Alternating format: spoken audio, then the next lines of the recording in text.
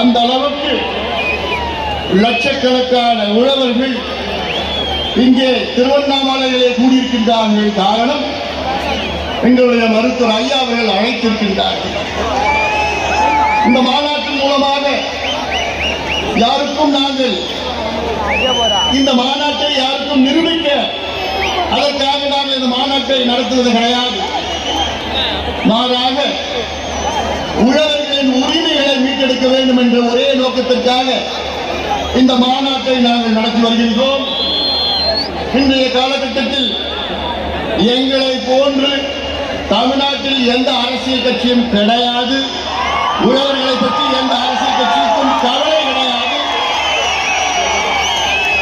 அதிலும் குறிப்பாக ஆளுகின்ற திராவிட மாடல் ஆட்சி, இந்த ஆட்சி முதலாளிகளுக்காக நடத்துகின்ற ஆட்சி.